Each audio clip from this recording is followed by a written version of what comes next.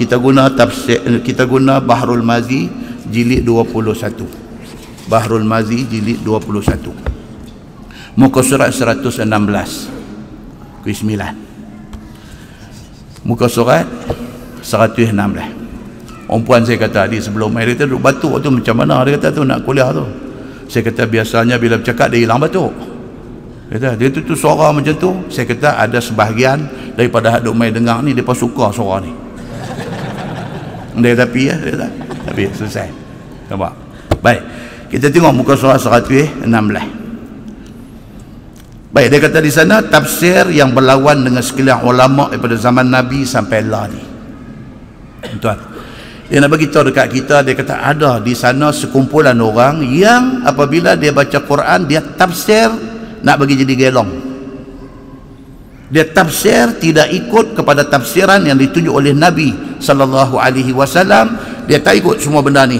Dia tafsir ikut nafsu dia nak bagi lingkup. Daripada zaman dulu sampai bila-bila akan ada. Ialah seperti barang yang disebut di dalam tafsir Al-Manar, dia kata. Seperti mana dalam satu kitab tafsir nama dia tafsir Al-Manar, ada bawa contoh orang pergi buat salah tafsir ni. Bukan tafsir Al-Manar tu salah, dalam tafsir Al-Manar tu bawa mai contoh orang yang buat tafsiran salah ni. Tafsir Al-Manar ni tafsir apa tuan-tuan? Dia di antara tafsir yang agak contemporary. Kita dah dengar Ibnu Katsir, Al-Qurtubi, Jalalain, Baydawi, ini semua tafsir lama. Okey. Tafsir Al-Manar ni dia tahun 1900 lebih sikit, 1905 macam tu baru dia keluar. Dia agak contemporary, dia agak modern. Ada 12 jilid tafsir Al-Manar ni. Penulis ataupun pengarang ataupun penyusun dia Muhammad Rashid Ridha, nama dia Muhammad Rashid Ridha. Dia tulis ni tafsir Al-Manar ni. Muhammad Rashid Ridha ni Arab, dia ni orang Arab, beranak dekat Lebanon, beranak di Lebanon. Dia ni kalau baca pula cerita Rashid Ridha ni, dia ni orang brilian, orang cerdik. Satu time dalam hidup dia terpengaruh dengan kitab Ihya Ulumuddin, kitab Imam Al-Ghazali. Jadi kitab Ihya Ulumuddin ni kitab dia kira nak ajak orang jadi zuhud, nak ajak orang kira hidup ni cara ala kadar, nak ajak orang ni bagi hati jadi bersih. Dia agak jalan sufi, tasawuf. Jadi penulis kitab Al-Manar ni Rashid Ridha ni, Muhammad Rashid Ridha ni, pada satu time dia terpengaruh dengan macam ni. Sama macam kita, macam kita ni tak tentu. Masa sekolah menengah dulu kita ada syok dengan satu, kita pergi universiti kita ada syok dengan satu kan. Gerakan-gerakan ada macam-macam.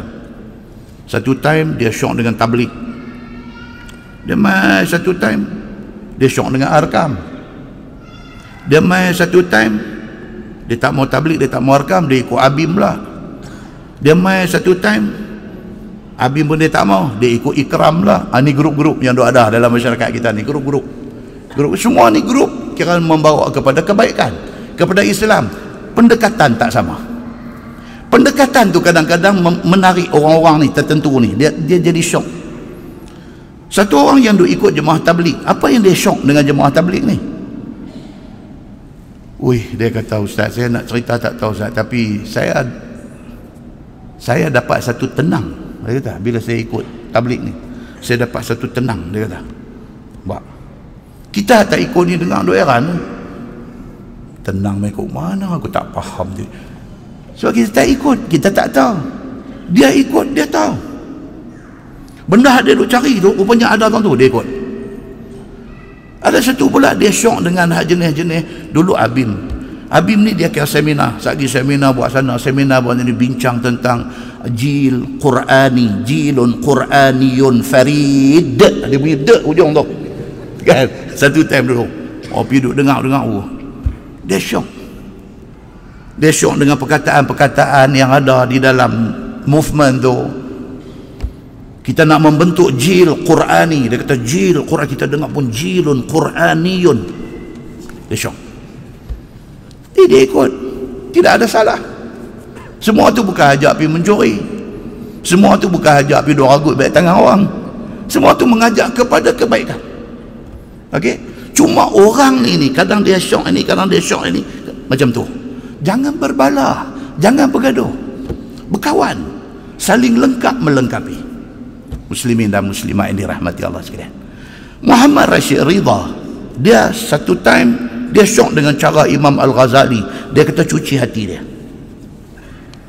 Sampai satu masa dia start duk baca satu majalah di negeri Arab ni, nama dia Al-Urwatul Wuthqa, nama majalah tu. Dia start pegang majalah tu duk baca, dia syok. Dalam Al-Urwatul Wuthqa ni dia ada pemikiran Jamaluddin Al-Afghani. Ini kau nak kira pula cerita ni satu-satu, subuh tu tak habis. Jamaluddin Al-Afghani ni dia bawa pemikiran, dia bukan sahaja bawa ilmu, tapi dia membawa pemikiran. Dia ni yang kata Muhammad Rashid Ridha ni, bila dia duk baca-baca dia syok pula dah dengan cara Jamaluddin Al-Afghani. Dia tinggal dah apa yang dia duk syok dengan Ihya Ulumuddin Al-Ghazali ni, dia tinggal, dia ambil yang ni pula. Yang ni pemikiran nak membawa, nak reform masyarakat, nak reform masyarakat. Dia duk syok macam tu pula. Kemudiannya apa, terbawa-bawa benda ni sampailah kepada dia berguru dengan Muhammad Abduh. Tuan-tuan pernah dengar nama? Bukan Muhammad Abduh Kelantan, itu Muhammad Abduh juga. Yang ni Muhammad Abduh ni Mesir kan? Muhammad Abduh dia duk syok pula. Muhammad Abduh duk bawa, duk bagi lecture di Al-Azhar University.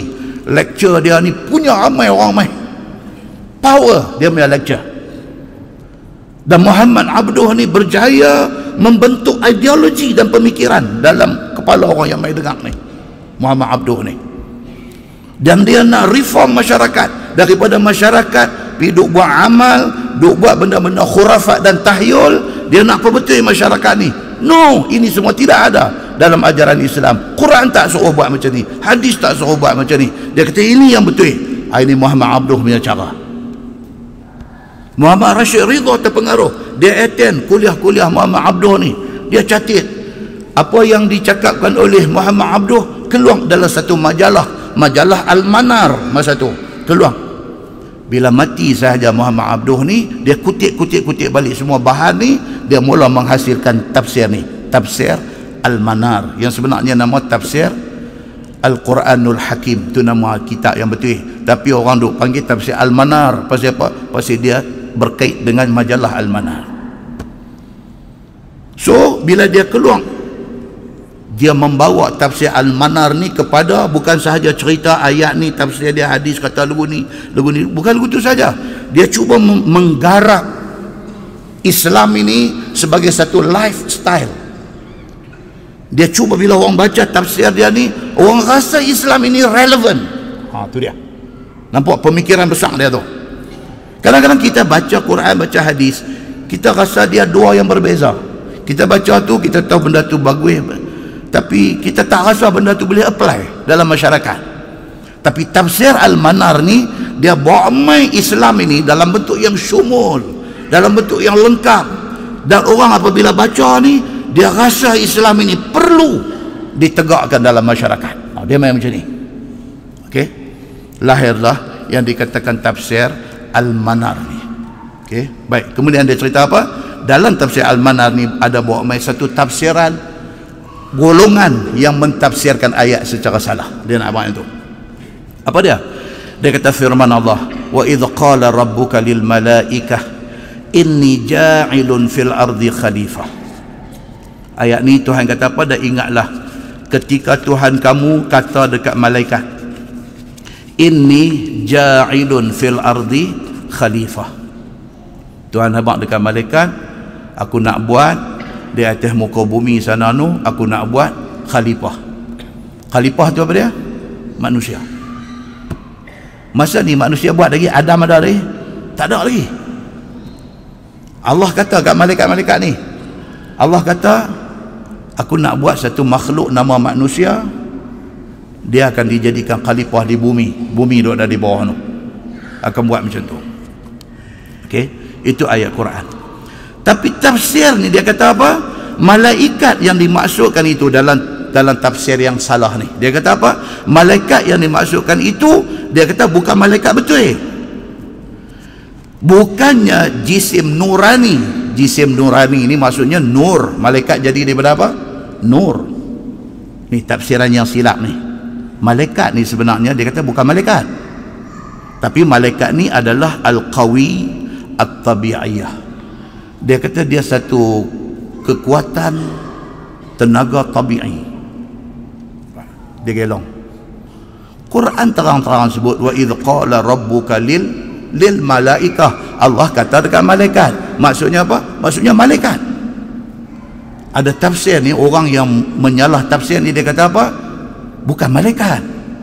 Ayat ni maksud kata Tuhan kata dekat satu kuasa al-qawi at-tabi'iyah, satu, ataupun mudah cakap, dia macam karan, macam elektrik. Gelong tak gelong? Gelong. Dan golongan gelong ni akan ada sampai hari kiamat. Akan ada.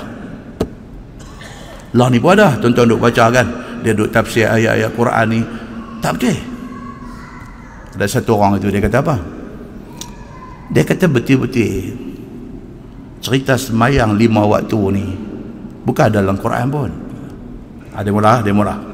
Kita dengar statement tu, kita tahu dia ni steering dia duk cari parit ayat Tuhan.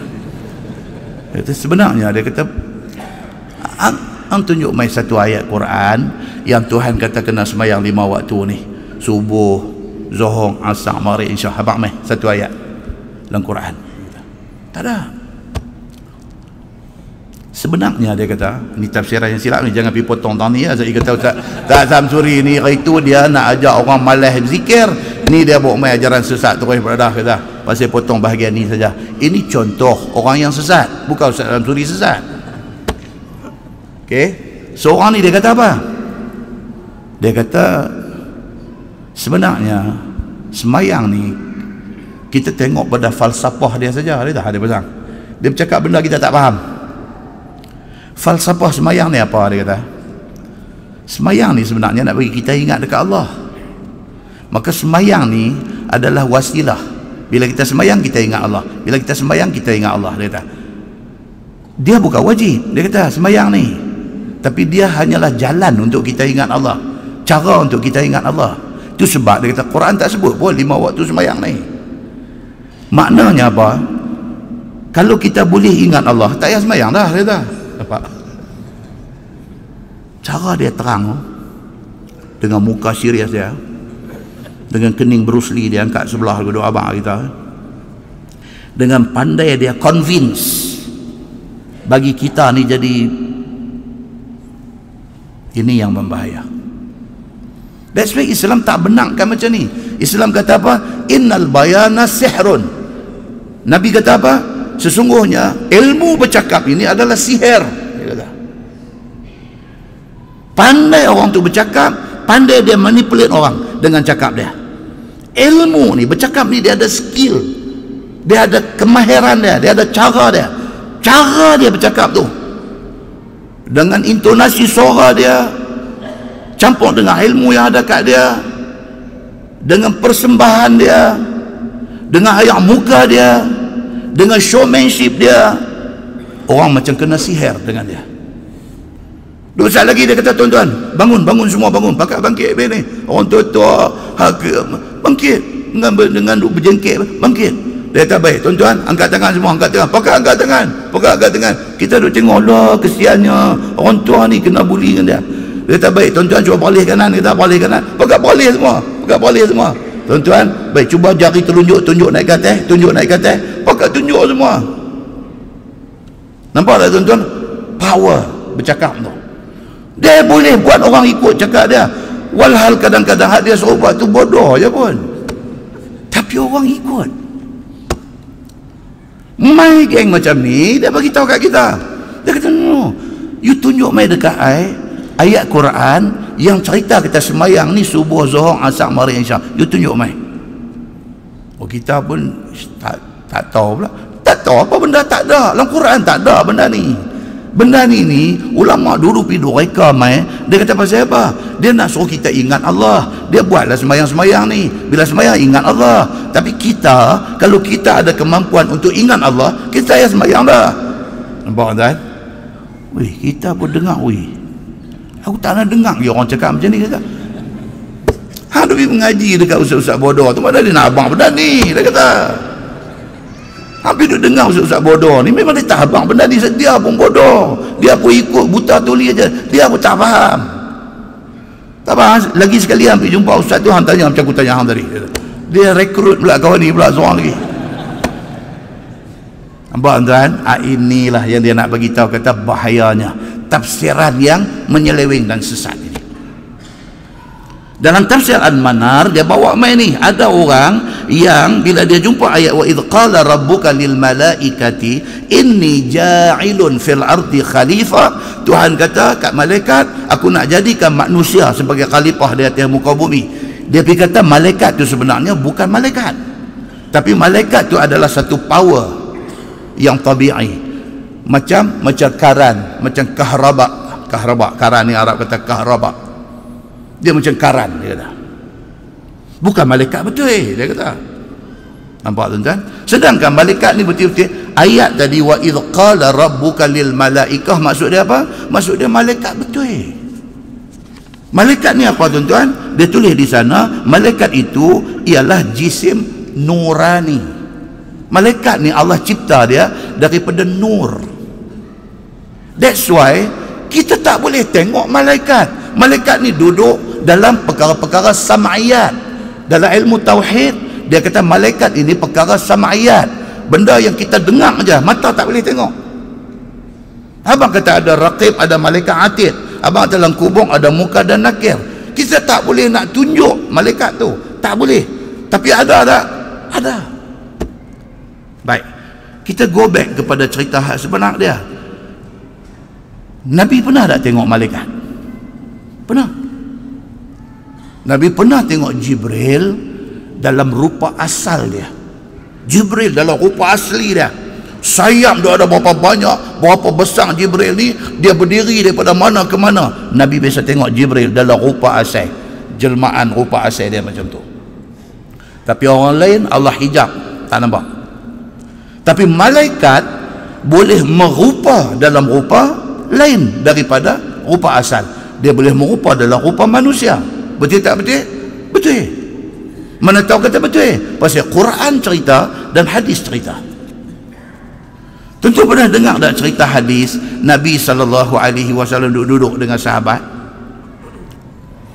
Tiba-tiba dia kata, idh tala'a alaina rajul syadidu bayadhi thiyab syadidu sawadi sya'r la yura alaihi atharus safar la ya'rifuhu minna ahadun. Nabi tengah duduk, sahabat duduk ada ni, Nabi tengah duduk mengajar, duduk bagi kuliah, mai satu stranger, satu orang siapa pun tak kenal, dia masuk mai geduk dia jalan, dia mai duduk hatta jalasa ila Nabi sallallahu alaihi wasallam fa asnada rukbatayhi ila rukbatayhi.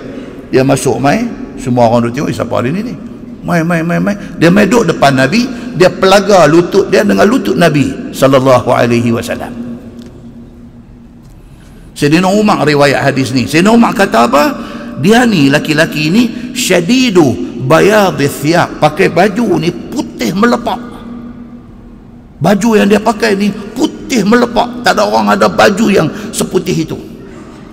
Syadidu sawadi sya'r, rambut ni hitam berkilat. Ni hak masuk main ni.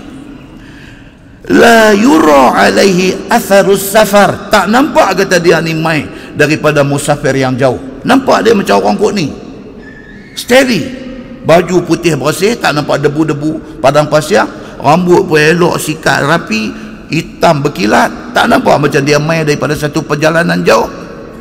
Tapi la ya'rifuhu minna ahad, seorang pun hak ada ni tak kenal dia. Hadis ni tuan-tuan bisa dengar kan? Hadis ni sangat popular. Hadis Jibril dia panggil. Dia pelaga lutut dia dengan lutut Nabi. Dia kata, ya Muhammad, cakap dengan suara yang jelas, Ya Muhammad, akhbirni anil Islam. Muhammad, habaq dekat aku, Islam tu apa? Nabi sebut Islam itu ialah mengucap 2 kalimah syahadah, sembahyang, puasa, zakat, haji, 5 rukun Islam. Habis itu dia kata sadaqta. Dia kata engkau betul. Dia kata haru dia kata ni. Ni siapa? Dia mai tanya Nabi. Nabi jawab, dia kata kat Nabi betul. Siapa dia ni? Sayyidina Umar kata apa? Aku pun bingung duk fikir siapa dia ni. Dan Nabi layan dia. Dia kata dekat Nabi, akhbirni anil iman. Muhammad, abang mai kat aku, iman tu apa? Nabi habaq rukun iman, percaya pada Allah, pada malaikat, pada Nabi. 6 benda Nabi habaq kat dia. Dia kata apa? Sadaqta. Hang betul, dia kata. Dia kata dekat Nabi, akhbirni anil ihsan. Ihsan tu apa? Nabi kata ihsan itu an ta'budallaha ka'annaka tarah, fa in lam takun tarah fa innahu yarak. Nabi kata ihsan tu ialah kita bila sembah Allah, kita macam nampak Allah, macam nampak. Maknanya kita buat cukup elok. Tapi kita kena ingat, kalau kita tak nampak Allah, Allah nampak kita. Kita duduk mana pun kita akan jaga, pasal kita tahu Tuhan duduk tengok kita. Kalau kita macam tu, kita ada ihsan. Dia kata betul kat Nabi. Dia kata kat Nabi, ya Muhammad, dia kata mata sa'ah, bila nak kiamat? Dia tanya. Wih, Nabi kata mal mas'ul anha bi'a'lam minas sa'il. Nabi kata no, bila nak kiamat, aku rasa orang yang tanya lebih tahu pada aku yang kena tanya. Hang lagi tahu. Dia kata tak apa, bagi tahu mai dekat aku apa tanda kiamat. Nabi habaq tanda kiamat di antaranya apa dia? Satu orang mak beranak mai dekat bos dia. Mak beranak, anak jadi bos, anak boleh duk atok mak. Itu tanda kiamat. Yang antara tanda kiamat apa dia? Satu orang yang hufah, urah, alah. Dia ni satu orang yang miskin, sampai kasut pun tak ada, sampai pakaian elok pun tak ada. Tiba-tiba yatatawaluna fil bunyan, tiba-tiba jadi kaya melena, kaya raya, sampai boleh buat bangunan tinggi melangit. Bila berlaku benda-benda macam ni, kita tengok Allah, kita tadi siapa punya? Abang dia ni punya. Dia ni dulu mengaji mana? Mengaji UK kah? Mengaji Melbourne kah? Mengaji Australia kah? Mengaji di apa? Tak ada. SBM pun tak ada. Dia kata. Tapi hari ini milioner. Nabi kata kalau jadi benda-benda macam ni, itu tanda kiamat sudah dekat. Kiamat sudah hampir. Habis dia tanya yang ni semua. Summan talaqan. Bangkit, keluar dengan yang 16 tu aja. Masuk mai satu macam yang interview Nabi. Semua orang duduk terkejut tengok dia ni siapa. Soalan pun tak pernah orang tanya. Nabi jawab, dia kata kat Nabi betul. Habis semua bangkit, keluar gitu ya. Nyong keluar. Weh, kacau. Kata dalam hadis, dia kata falabistum maliya. Kata si Sayyidina Umar ni, dia kata aku lepas dia ni bangkit keluar, aku macam terpinga-pinga, aku bingung siapa dia ni. Dalam duk bingung tu, Nabi kata dekat dia, ya Umar, atadri manis sa'il. Nabi kata, Umar, tahukah siapa tadi tu yang masuk main duk tanya ni semua? Tahukah? Umar kata tak tahu. Allah wa rasuluhu a'lam, Allah dan Rasul lebih tahu. Nabi kata fa innahu Jibril. Nabi kata itulah Jibril yang aku duk cerita kat hampa, dia turun mai, duk turun wahyu mai, aku duk baca ayat Quran. Jibril ni lah, dia kata. Tapi dia mai atas rupa manusia, bukan rupa asal dia. Dia mai atas rupa manusia. Atakum yu'allimukum dinakum.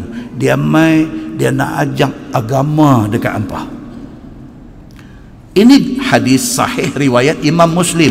Dia menjadi dalil yang menceritakan kepada kita bahawa malaikat hanya boleh dilihat apabila dia mai atas rupa, bukan rupa asal.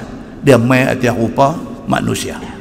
Itu yang berlaku pada Nabi Muhammad sallallahu alaihi wasallam. Tuan-tuan pernah dengar cerita macam mana malaikat-malaikat mai jumpa Nabi Ibrahim alaihi salam? Pernah dengar? Pernah, tapi buat macam tak mana nak suruh saya cerita. Apa dia? Tuan-tuan buka dalam Quran surah Az-Zariyat ayat 24. dan seterusnya. Dia kata apa? Hal ataka hadithu dhaifi Ibrahim al-mukarramin. Muhammad, adakah telah sampai kepada kamu cerita tentang tetamu Nabi Ibrahim alaihi salam? Nabi Ibrahim di mana tempat dia, tuan-tuan? Dia duduk di mana? Dia duduk di Syam. Area nak pergi ke Jordan, area sana. Syam ni apa dia, tuan-tuan? Ni daripada Jordan, Palestin, apa semua, Jerusalem ni, apa-apa pi Syria, itu semua dia panggil Syam. Sampai ke Baitul Maqdis, semua Syam. Okey. Nabi Ibrahim duduk di area tu. Satu hari mai tetamu dekat dia. Tetamu orang yang dia tak kenal. Allah cerita dalam surah Az-Zariyat.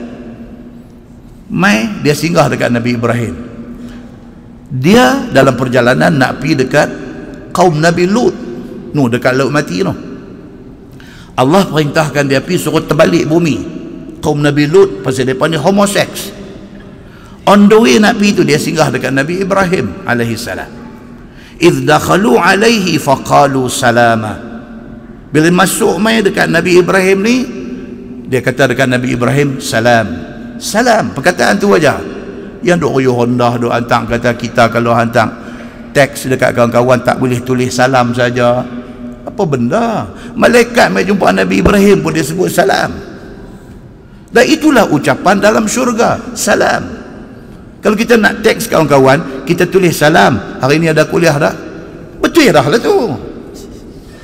Ni surah Az-Zariyat ayat 25. Balik saya buka tengok. Idh dakhalu alaihi, apabila masuk malaikat ni kepada Nabi Ibrahim, faqalu salam. Salam. Qala salam qaumun munkarun. Nabi Ibrahim pun jawab balik, salam. Hampa adalah kaum yang aku tak kenal. Siapa ni? Dia kata, aku tak kenal, aku tak pernah tengok muka hampa. Faragha ila ahlihi faja'a bi'ajlin samin. Nabi Ibrahim tak tahu lagi depa ni siapa. Dia ingat stranger, outsiders, mai daripada luar. Dia pun masuk, suruh bini dia buat keluar daging grill. Bi'ajlin samin. Buat mai daging panggang, daging anak lembu panggang. Bawa keluar mai hidang nak jamu. Faqarrabahu ilaihim, letak di depan depa ni. Qala ala ta'kulun.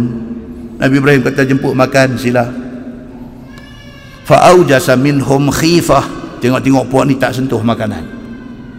Ni hak mai ni tak sentuh makanan tu. Dia pun naik takut. Dia kata, depa ni siapa ni? Kalau jamu orang lain pasal sambal licin ni.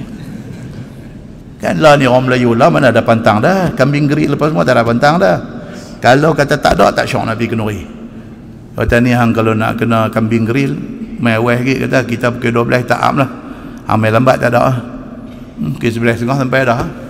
Orang Melayu ni yang dulu pantang dengan kambing ni, dah pantang juga, pantang tengok. Okey. Nabi Ibrahim bawa keluar ni anak lembu grill ni, nak jamu, tiba-tiba geng ni tak makan, tak sentuh. Dia jadi khifah, dia jadi takut. Siapa depa ni? Qalu la takhaf. Depa ni kata dekat Nabi Ibrahim, no, jangan takut. Dia kata, kami malaikat, kami nak pi buat kerja kami. Allah suruh kami pi terbalik tempat kaum Nabi Lut. Cuma nak singgah, nak abang dekat hang satu. Wa basyiruhu bi ghulamin alim. Nak bagi tahu, kata sikit hari lagi bini hang akan pregnant dan hang akan dapat anak. Nak abang itu, Tuhan suruh abang. Ayat ni surah Az-Zariyat ayat 24 sampai ayat 28 ini menjadi dalil malaikat dia boleh merupah dalam rupa manusia dan mai jumpa orang di bumi ini. Maka ini cerita jumpa Nabi Allah Ibrahim alaihi salam. Demikian juga dengan ayat dalam surah Maryam, cerita malaikat mai jumpa Maryam. Malaikat mai abang kata, kami ni malaikat, aku diutuskan oleh Allah bagi tahu dekat hang akan mengandung dan akan lahir seorang anak laki-laki, iaitu Isa Al-Masih. Ini semua bukti daripada Quran dan hadis. Kata malaikat ni dia boleh merupa dalam rupa manusia dan dia boleh dilihat oleh mata kasar manusia. Selagi dia duduk dalam rupa asal dia, kita tak boleh tengok. Tentu dengar cerita pula kepada Nabi Allah Sulaiman alaihi salam. Nabi Sulaiman alaihi salam, Allah Subhanahu wa taala perintahkan dekat dia, jin dengar cakap dia. Paling dahsyat dalam cerita Nabi Allah Sulaiman alaihissalam, tuan-tuan balik buka surah Saba ayat 14. Balik lagi sebelum tidur saja buka. Lepas habis baca surah Al-Mulk apa semua, lajak habis sikit lagi tengok surah Saba ayat 14. Dia cerita apa? Falamma qadaina alaihi al-maut ma dallahum ala mautih illa dabbatul ardi ta'kulu min sa'atah. Nabi Sulaiman dia suruh jin buat kerja hak dia mau. Dia suruh buat macam ayah pin buat di Terengganu. Itu ayah pin dia buat apa? Dia buat tekor besar, dia buat cawan besar. Benda itulah dalam Quran cerita, kata Nabi Sulaiman suruh jin buat. Tuan-tuan tengok dalam ayat 13 surah Saba. Malaikat Nabi Allah Sulaiman alaihissalam suruh ya'maluna lahu ma yasha, suruh jin buat apa yang dia mau. Min maharid, dia suruh jin buat gedung-gedung besar, store besar. Wa tamathil, buat patung-patung yang tertentu. Wa jifan, buat pirin besar. Kal jawab, pirin besar macam kolam dia kata. Wa qudurin rasiyat, dan buat periuk besar yang siap dengan tungku dapur. Siapa suruh? Nabi Sulaiman suruh jin buat. Jin pun kita tak boleh tengok dengan mata kasar kalau dia duduk dalam rupa dia, sebab jin dijadikan daripada apa? Min marij, Quran kata, daripada percikan api. Setan dijadikan daripada nar, daripada api. Iblis syaitan. Jin daripada percikan api. Itu rupa dia betul, kita tak nampak. So dia merupa jadi rupa manusia, jadi rupa makhluk apa, baru kita nampak. Depan ni semua merupa, dan Nabi Sulaiman Allah bagi dekat dia kuasa untuk kontrol depan ni semua. Depa buat benda-benda ni semua. Nabi Sulaiman duduk di atas kursi dia dengan minsaah. Dia kata minsaah ni tungkat dia pegang tu. Dia tengok depan ni jin ni duk buat kerja, jin takut kat dia. Pasal Allah bagi dekat Sulaiman kuasa kontrol jin ni. Ni tuan-tuan, cerita dalam Quran, ni bukan cerita riwayat hikayat 1001 malam. Ini bukan hikayat Alfu Lailah wa Lailah 1001 malam. No, ini cerita dalam Quran. Nabi Sulaiman duduk, dia kata duduk pegang tungkat, duduk tengok macam tu. Depa duduk buat kerja, depa tengok dia ni perhati kita tak lepas buat kerja, sehinggalah Allah Subhanahu wa taala takdirkan kewafatan Sulaiman. Nabi Sulaiman wafat ketika duduk atas bangku, duduk pegang tungkat, duduk tengok jin duduk buat kerja. Rupanya dia dah wafat dah. Jin tengok, dia duduk tengok dia buat kerja, tak boleh nak curi tulang. Macam mana boleh tahu? Dia kata ma dallahum ala mautih, tak ada satu petunjuk atas kewafatan Sulaiman ni illa dabbatul ardi, sehinggalah anai-anai ta'kulu min sa'atah, anai-anai makan tungkat dia dia duk pegang tu, anai-anai makan. Sampailah habis, falamma kharra tabayyanat al-jin, bila makan-makan reput jatuh tersembam Nabi Sulaiman ni. Jin tengok awak ni, dia ni mati dah. Ujung ayat tu dia kata apa? An law kanu ya'lamuna al-ghaib ma labithu fil azabil muhin. Jin kata apa? Kalaulah kita tahu kata dia mati dah, tak nak pasal nak pergi buat kerja kat dia, belah buang dari bagus. Quran cerita macam tu. Mati dia ni dalam tafsir kata Ibnu Abbas, kata Mujahid, kata Al-Hasan, kata Qatadah tentang ayat ni. Depa kata apa? Sulaiman sudah wafat 1 tahun lebih kurang. 1 tahun dia duduk tu, rupanya mati dah 1 tahun. Tungkat kena makan anai-anai tersembam. Depa tahu kata dia wafat setelah dia wafat 1 tahun. Itu kata di dalam tafsir, kata Ibnu Abbas di dalam tafsirnya macam tu. Semua ni hadis-hadis ni semua menceritakan kepada kita tentang malaikat, jin apa semua ni wujud dalam rupa mereka. Tapi ada pihak menyalah tafsirkan, dia kata apa? Malaikat itu sebenarnya bukan jisim nurani. Sebaliknya dia kata, dan ditakwil jin dan syaitan di dalam Quran itu sebagai hama. Ni yang kata tafsiran sesat ni. Jin syaitan ni bukan jin syaitan betul. Dia kata depa ni jenis binatang rayap ni. Hama. Tahu hama? Apa hama ni? Macam kutu, macam Yang kutu duduk atas badan kucing, badan apa. Dia kata tu jin syaitan tu lah, kutu tu. Sampai begitu sekali terbabasnya sebahagian orang di dalam mentafsirkan Al-Quran ini. Baik, dan demikianlah dia kata, maka jadilah sekiranya jin dan syaitan itu betul-betul hama, maka adakah hama itu yang menjunjung perintah Nabi Sulaiman, suruh buat mihrab, buat apa, gedung, buat store dan patung, dan juga buat capah pinggan, dan juga buat periuk. Adakah hama tu boleh pergi buat benda-benda yang disebut dalam Quran tu? No, sudah tentu bukan hama. Sebaliknya, itulah jin betul, itulah syaitan betul. Dia kata, baik. Dan dia kata hama-hama itulah yang bercakap dan berkata kepada Nabi Allah Sulaiman, hamba datangkan singgah sana Balqis dan hamba angkat daripada negerinya mai kepada kamu. Tuan-tuan, kita dah baca, dah cerita tentang Nabi Sulaiman alaihissalam. Dia jatuh cinta dengan siapa? Dengan Balqis. Satu hari dia panggil orang besar dia kata, ya ayyuhal mala' ayyukum ya'tini bi'arsyiha. Siapa di kalangan hampa yang boleh bawa mai istana Balqis mai depan aku qabla an ya'tuni muslimin. Ni Quran.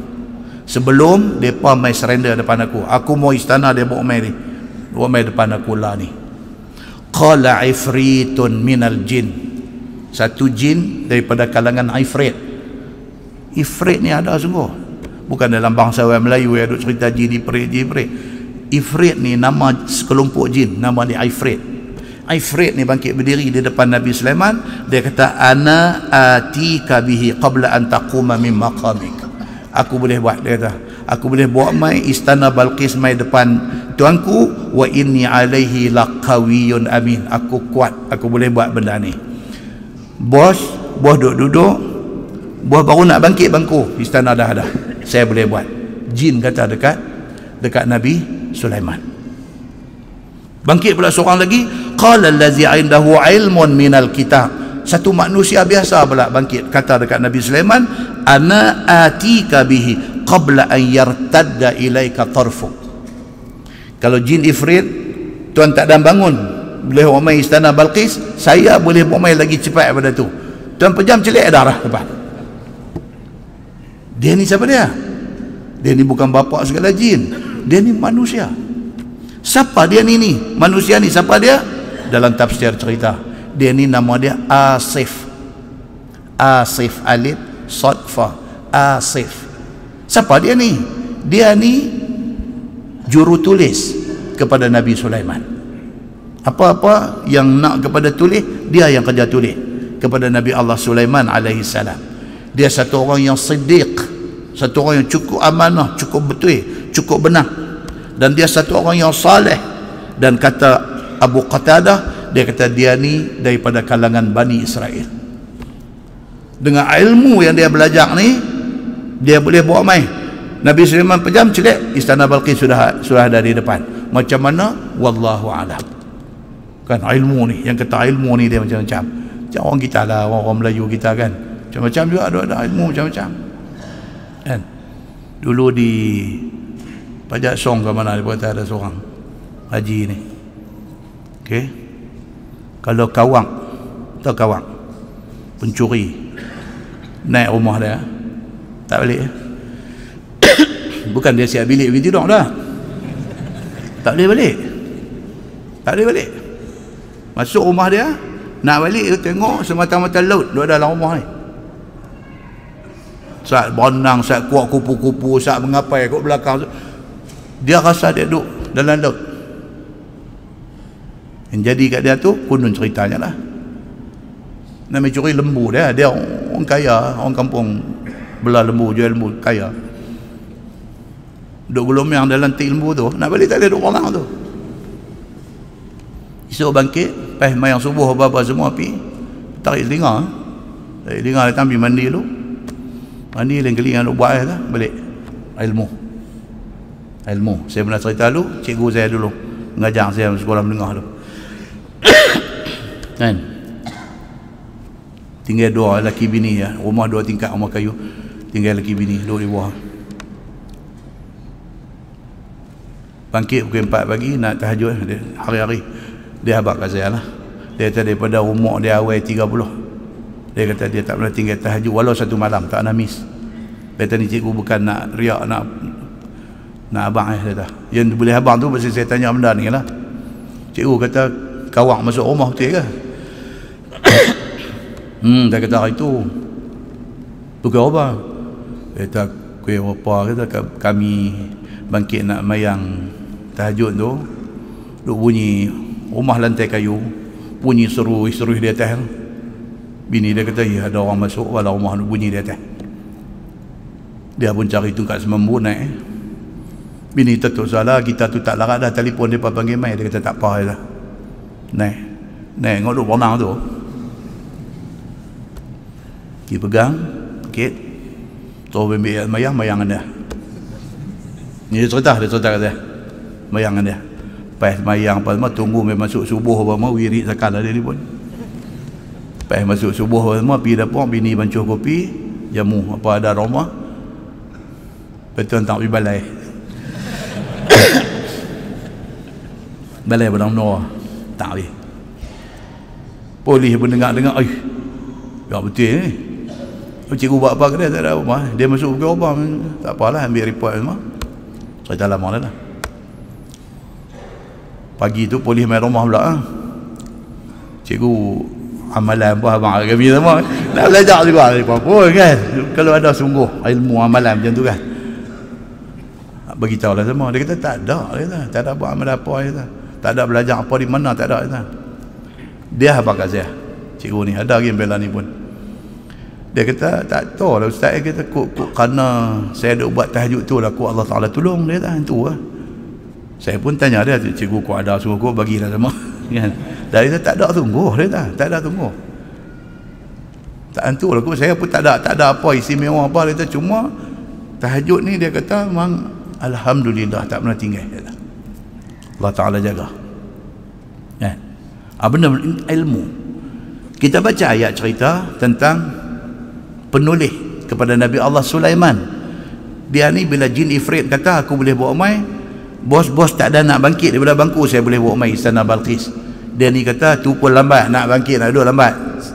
Bos pejam mata celik benda duduk darah. Jadi tak Allah Ta'ala izin. Apa jadi? Dia kata dia pejam celik-celik, Masya Allah seketui istana duduk di depan. Kata Nabi Sulaiman, dia kata apa? Hadza min fadli Rabbi, ini kelebihan Tuhan aku. Nabi Sulaiman kata macam tu. Tuan-tuan boleh balik cek dalam surah An-Naml ayat 40. Surah An-Naml cerita pasal semut ayat 40, dia cerita macam tu. Ni bukan apa, Allah nak test aku, Nabi Sulaiman kata, dengan kelebihan yang Allah bagi ni.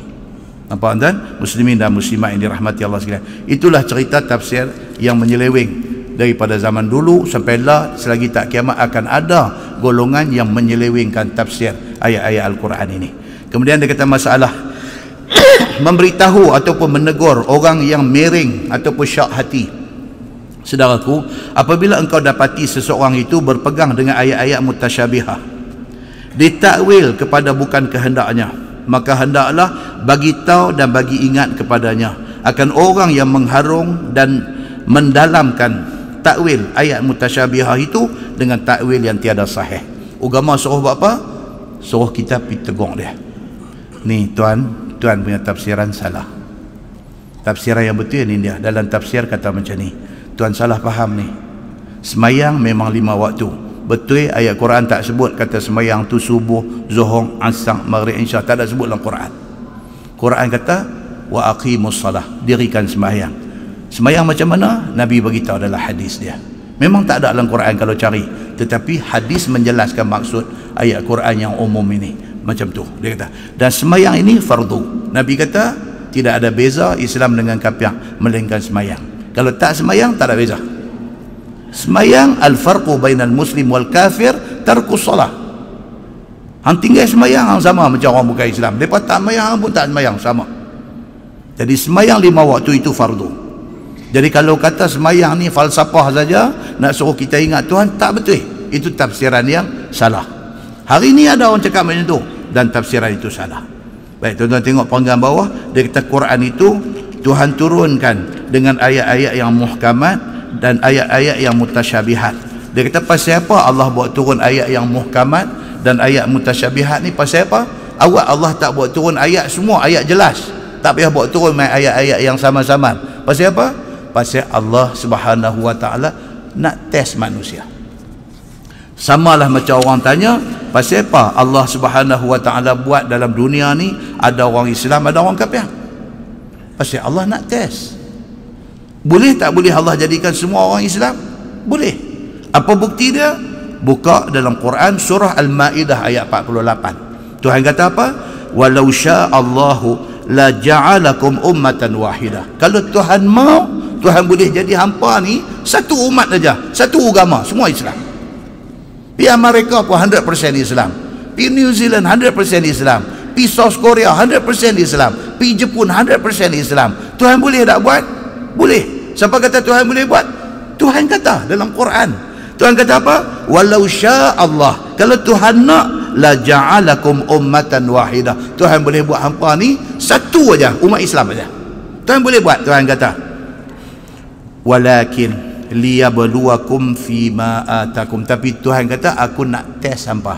Siapa yang nak jadi orang Islam, siapa yang nak jadi orang yang engkar dengan perintah Allah. Aku nak test. Dan aku benarkan hampa buat dah apa yang hampa nak buat. If'al ma syi'ta, hampa buat apa hampa mau, esok aku akan kira di sana. Siapa yang ikut aku bagi syurga. Siapa yang bantah aku, dia ke neraka. Tuhan jadikan benda ni berbeza kerana nak test manusia. Muslimin dan muslimat ini rahmati Allah sekalian. Nak wallahu a'lam. Lepas ni kita akan masuk tajuk yang akan datang, kita akan masuk cerita tentang sahabat-sahabat Nabi berhijrah ke Habasyah. Ni cerita yang akan datang ni. Very interesting. Very interesting. Sahabat-sahabat Nabi diketuai oleh Ja'far bin Abi Talib. Siapa Ja'far ni? Pak menakan Nabi. Ja'far bin Abi Talib. Dia pimpin satu pasukan hijrah pergi ke Habasyah. Pasal tak boleh tahan dengan tekanan kafir Quraisy di Mekah ni. Dia hijrah pergi ke Habasyah. Kafir Quraisy ni bila tahu kata Nabi dah hantar satu pasukan pergi ke Habasyah, depa pun hantar orang depa. Amr bin Al-As, masa tu belum Islam lagi. Amr bin Al-As kemudiannya jadi orang Islam, tapi masa tu dia belum Islam. Dia wakil Quraisy pergi jumpa Najasyi di Habasyah. Pergi jumpa Najasyi, dia pergi nak racun fikiran Najasyi ni supaya ambil tindakan kepada sahabat-sahabat Nabi yang main ni. Dia suruh ekstradisi, suruh serah mai balik dekat kafir musyrikin Makkah. Dia cerita in detail dalam bab yang akan datang. Dia cerita in detail tu apa jadi. Dia di antara Ja'far bin Abi Talib dan juga kumpulan ni, kumpulan wakil kepada kafir Quraisy. Macam mana hujah antara mereka dia, macam mana Najasyi mengadili hujah-hujah ini. Dia akan cerita in detail kepada kita benda ni. Dan kuliah akan datang insya-Allah kita akan tarik siapa Najasyi ni. Kita nak tengok siapa dia ni, sehingga kan hari dia mati Allah suruh malaikat habaq dekat Nabi. Najasyi mati, dia mati aja Nabi tahu dah. Masa tu tidak ada kemudahan telekomunikasi apa pun tak ada tu. Daripada Habasyah tu, Ethiopia tu, nak mai kepada Nabi. Nabi tahu immediately. Nabi tahu dia mati saja, Allah bagi tahu dekat Nabi. Nabi terus keluar pergi dekat sahabat-sahabat. Nabi kata jom kita semayang untuk Najasyi. Nabi semayang jenazah ghaib 4 kali takbir. Itu juga diceritakan di dalam hadis yang sahih riwayat Imam Muslim. Kita nanti baca dalam bulan depan insya-Allah. Siapa Najasyi ni sampai begitu sekali istimewa dia sehingga kan dia mati Allah bagi tahu dekat Nabi immediately. Muslimin dan muslimat ini rahmati Allah sekalian. Kemudian pula dia akan mai satu tajuk yang ada kaitan dengan isu current issue. Apa dia? Hadis tentang sumpah pertahan diri. Dia main ni. Hadis tentang sumpah mempertahankan diri. Okey. Berlaku pada zaman Nabi. Satu orang sahabat Nabi, kita nanti baca. Dia share dengan satu kawan dia, usahakan satu benda, tiba-tiba kawan ni tipu dia. Dia pergi mengadu benda ni dekat Nabi. Nabi SAW suruh dia ni bersumpah. pihak yang mengadu ni, dia kata dekat Nabi, dia kata, ya Rasulullah, saya mengadu ni benda betul, dia ni memang tipu, dia tak betul, Tuhan suruh dia sumpah. Nabi kata, hang tak boleh buat main bukti, maka aku suruh dia bersumpah. Sahabat ni kata dekat Nabi, dia kata, ya Rasulullah, tapi dia tipu. Sambungan tu bulan depan. Sambungan tu bulan depan. Jadi ke tak jadi sumpah tu? Dan kalau jadi, makna kata dia tipu, dia berbohong, tapi dia berani bersumpah. Apa risiko dia? Itu. Kalau tak boleh tahan, suruh saya baca Allah ni. Kan? Baik, tuan-tuan, Islam ada jawapan kepada semua masalah. Kan? Kita pun pening. Ada mufti kata ni, ada mufti kata lagu ni, betul-betul lagu ni ke lagu ni, pening. Bulan depan kita tengok apa Nabi kata, bukan mufti kata, apa Nabi kata dalam hal ni. Kita tengok, dan kita tengok dia punya syarah kepada hadis tu, apa cerita dia. Nah, kita tangguh dengan tasbih kafarah dan suratul Asr. Subhanakallahumma wa bihamdika, asyhadu an la ilaha illa anta, astaghfiruka.